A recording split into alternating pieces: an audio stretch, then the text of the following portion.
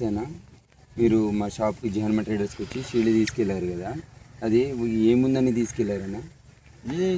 నల్లి పువ్వు పేనుబంక అవన్నీ తీసుకొచ్చినాం, కొట్టినాం. చేను కూడా మంచిగా అయింది సార్ మాది. అదే కొట్టిన తర్వాత ఎట్లుందన్న చేను కొట్టిన తర్వాత మంచిగా అయింది చేను. అప్పుడు గూడ పిందె మంచిగా నిండబడుతుంది సార్. పంటకి ఏమైందని తీసుకొచ్చారు అప్పుడు? అంటే ఇప్పుడు నల్లి పేనుబంక ఇంత గూడ రావడం అన్నీ ఉండే సార్ మాకు. ఇప్పుడు కొట్టినాం, చేను మెత్తగా అయింది, మంచిగా దంటు కూడా ఎదిగింది. మీ అనుభవంలో మీరు కూడా చూసారు కదా, ఎట్లా ఉంది? అయితే పర్లేదు సార్, మంచిగా ఉంది. మన హరీష్ కూడా మన షాప్ నుంచి వచ్చిన వాళ్ళకందరికీ కస్టమర్లు మంచిగా ఇస్తున్నాడు, మంచి ఫీల్డ్ ఇస్తుండు.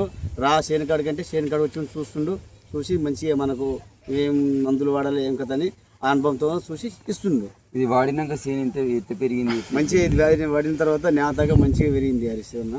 ముడత గిడత అంతా పోయింది, అంతా పెరిగింది. ఇప్పుడు ఆడవాడి